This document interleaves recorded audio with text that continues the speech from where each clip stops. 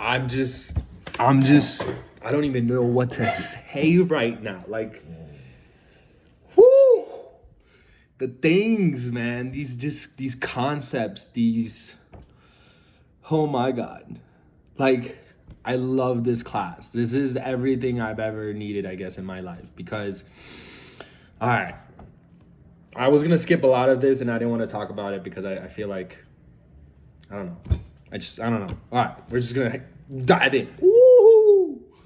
So it says after what we talked about with like what's been keeping philosophers awake for over 2,000 years, it says in the philosophical world, two paths emerged, right? There was the rationalists, all right? So they said, don't trust the senses. Pure logical thinking done correctly gets you to truth.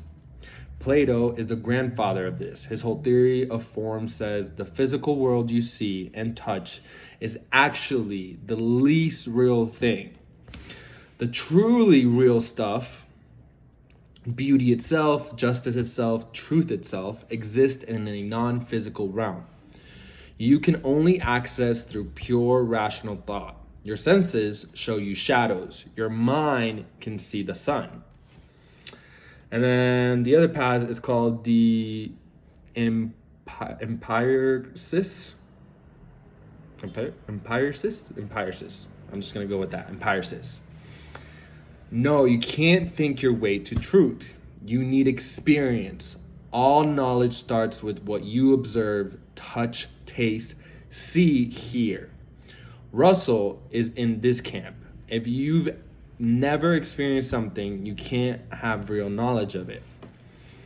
And it says both sides have a point, both sides have a problem. And honestly, that tension never fully resolved. It just got more sophisticated. And quick story on this, because I feel like I'm more of the empiricist. And I say that because after my ibogaine journey, I feel like I'm good with mind altering medicine for a while, because like it was really intense. It was a 12-hour journey. It was very introspective, but it was scary because my mind was in a very scary place going in. I was dealing with a lot of shit because of the military, just my life, how it ended up, where I was at. I was about to turn 30, so I was just very in a life crisis, existential.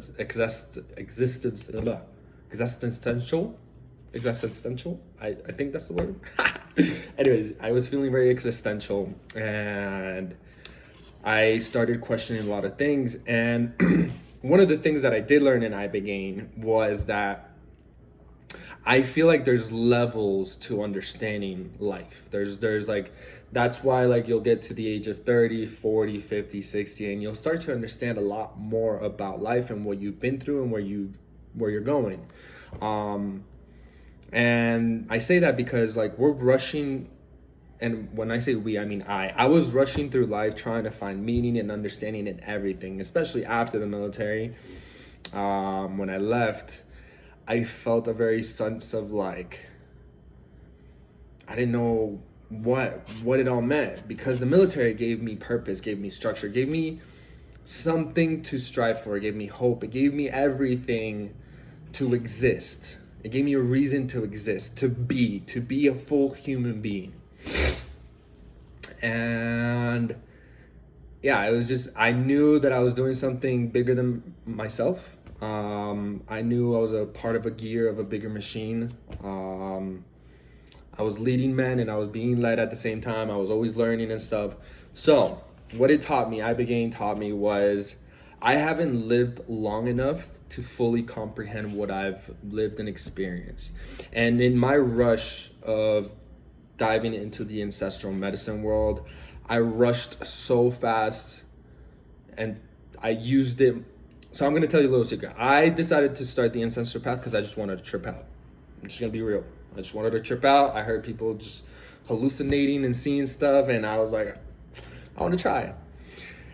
And then eventually I started to learn the actual respect for it, the what it all really truly means and how it all works. And honestly, it was intense. And yeah, it was just learning that I haven't lived long enough to fully comprehend all that and properly integrate into my reality on what I'm experiencing and how I'm dealing with things. And man, it's just been crazy. So then it goes on to say that Socrates, the guy who flipped everything. Here's what makes Socrates different from everyone else. He didn't come with answers. He came with questions. And not just any questions that exposed, he came up with questions that exposed how little the experts actually knew. His method, the Socratic method, was basically to approach someone who claimed to be wise. Ask them to define something they supposedly knew well, like justice or piety or courage. And then keep asking follow-up questions until their definition collapsed under its own contradictions. Every time, without fail, and his conclusion, the wisest person is the one who knows they don't know. That's not a cop-out. It's actually profound, because the person who thinks they know but doesn't is way more dangerous and way more lost than the person who recognizes the limits of their knowledge and keeps questioning. This is where the Euthyphro comes in. Euthyphro is a guy who's absolutely certain he knows what piety, religious duty, is. By the end of the dialogue, Socrates has shown him he doesn't. The dialogue ends without a definitive answer, which was intentional. Socrates isn't trying to give you the answer. He's trying to break you out of false certainty, which is pretty dope. Not in a bad way. I don't think he meant it in a bad way. I think he was just trying to show you that, like, you're always constantly trying to be a student and a teacher. You're never fully a teacher or fully a master. You should always continuously strive to learn, to ask questions, be curious, not judgmental. You know, I learned that from Ted Lasso. I don't know if anybody knows what that show is, but great show, definitely recommend. So yeah, then in my studies, it goes about Plato. Building on Socrates. Plato took Socrates' questioning spirit and built a full philosophical system around it. His big move was the theory of forms. And I absolutely loved reading this one, and I'll tell you why in a second.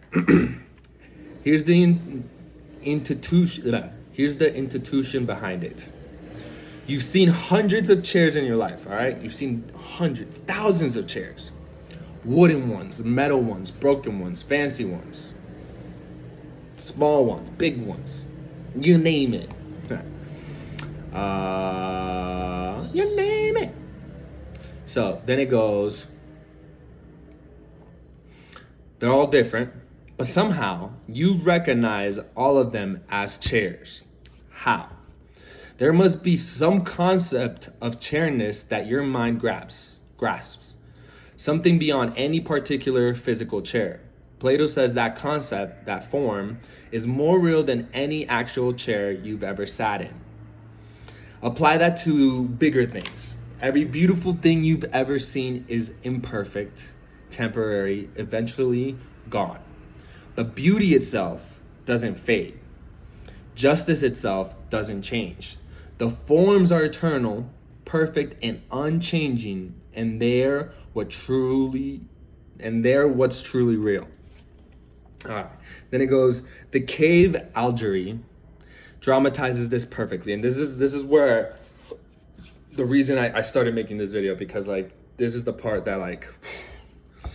So the cave allegory dramatizes this perfectly.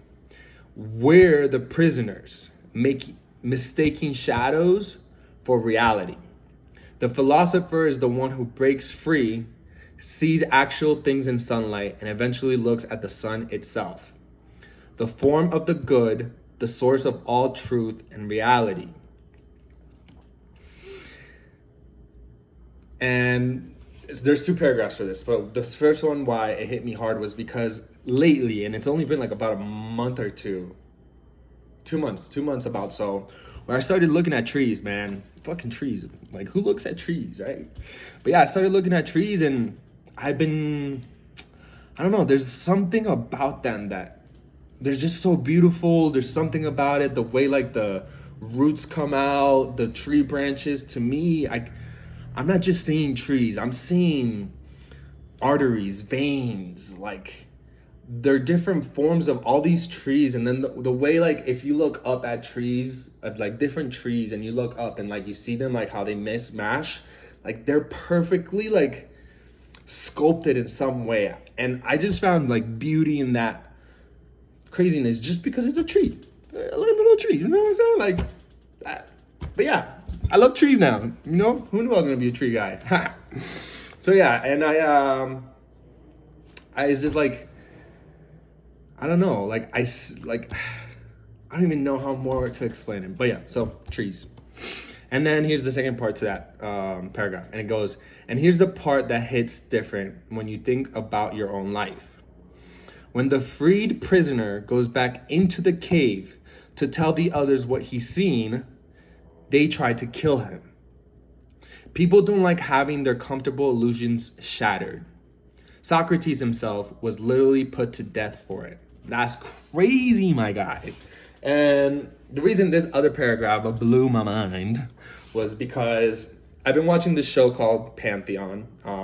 Definitely recommend this one too, if you're into like weird conspiracy, dystopian, alternate reality type source. It's about uploaded intelligence, like uploading your own mind into the system practically, and you're just in this system in a super limitless way. But I'm not gonna spoil it, because at the end it's just this crazy concept.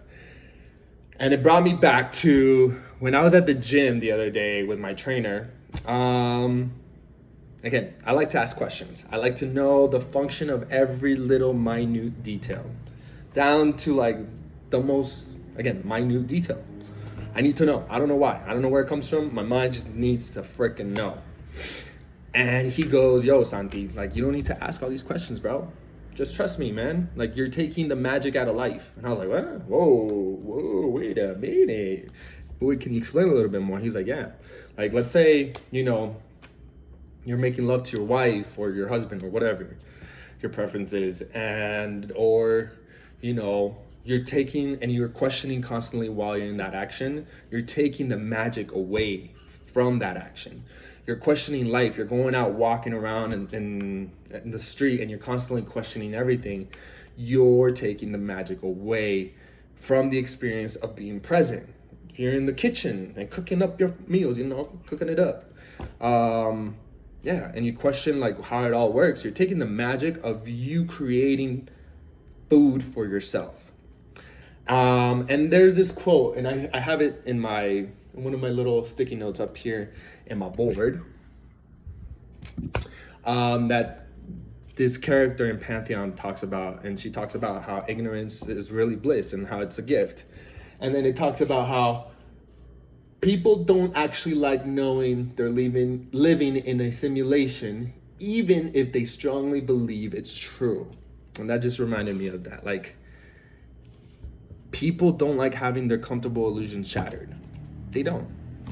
They like to believe it, even as strongly as they believe it, but they don't want it to be shattered. And that's when it gets scary.